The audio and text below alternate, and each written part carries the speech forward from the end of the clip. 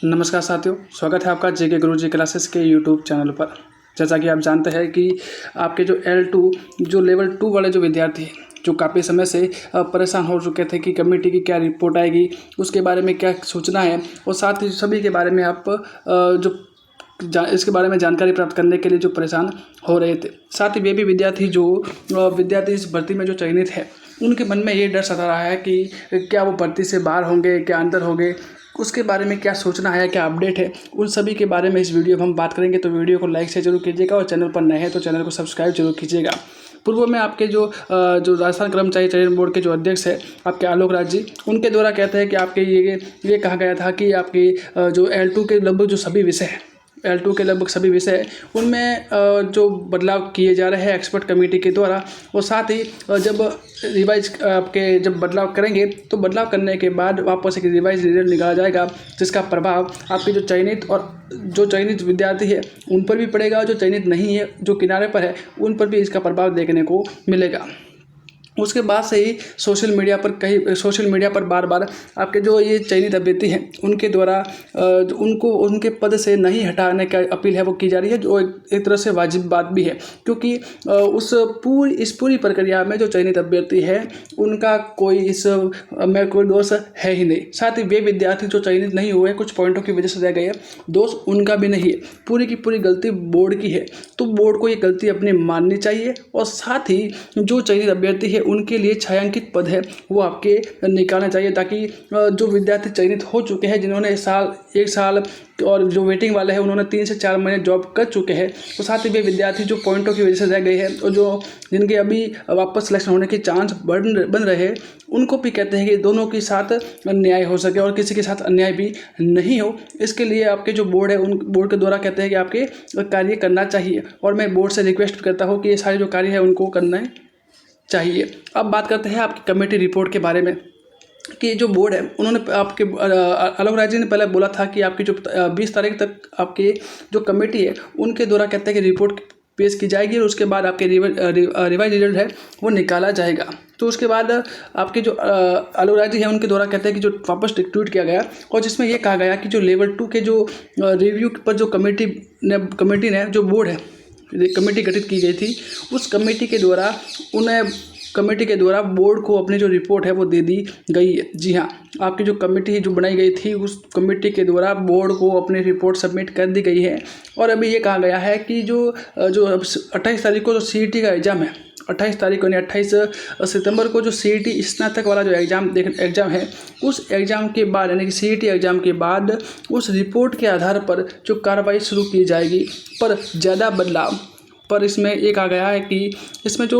पर ज़्यादा बदलाव है वो नहीं लगता। ईश्वर में आस्था रखें, और मुझे विश्वास है कि जो नीली छतरी वाला करेगा वो सभी के लिए अच्छा होगा। लेकिन सबसे बड़ी बात ये है कि अब ये कह रहे हैं कि आपके इसमें जो कोई बड़ा बदलाव है वो नहीं होगा। पर अगर बात की जाए, अगर किसी भी प्रश्न पत्र में अगर एक भी प्रश्न चेंज होता है तो उसका बदलाव बड़ा ही होगा, क्योंकि अगर एक प्रश्न में बदलाव होना अपने आप में 2.66 नंबर का फर्क देखने को मिलता है, क्योंकि 2 नंबर तो प्रश्न के हो जाते हैं और 0.66 उसके जो नेगेटिव मार्किंग है उसके होते हैं। तो अगर किसी भी विद्यार्थी का अगर एक प्रश्न में भी चेंज होता है तो वो विद्यार्थी या तो 2.66 नंबर ऊपर जाएगा या 2.66 नंबर नीचे जाएगा। तो और आपको पता है कि हर एक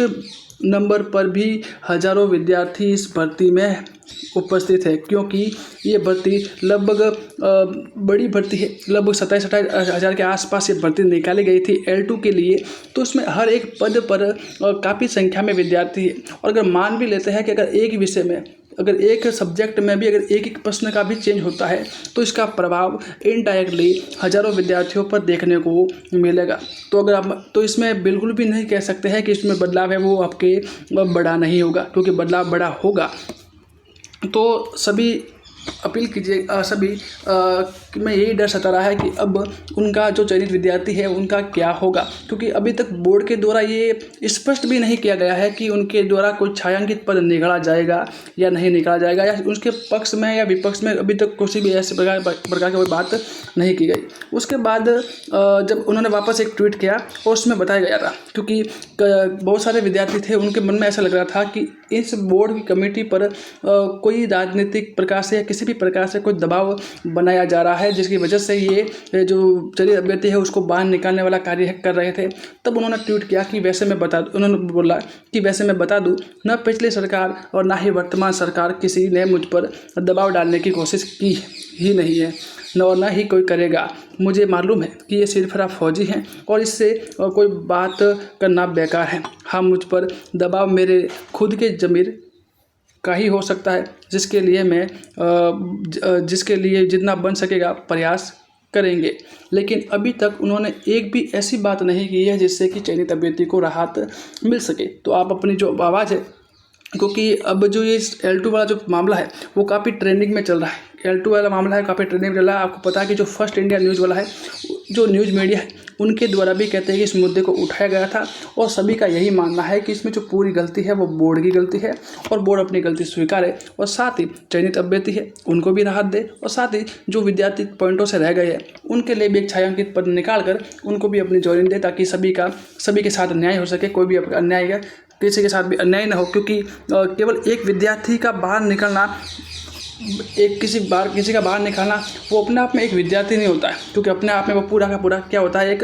परिवार होता है। यानी अगर आप एक विद्यार्थी को अगर एक सरकारी सेवा से बाहर निकालते हो तो आप केवल एक व्यक्ति नहीं बल्कि उसके पूरे परिवार के साथ अन्याय करते हो। तो मैं सभी से इसी वीडियो के माध्यम से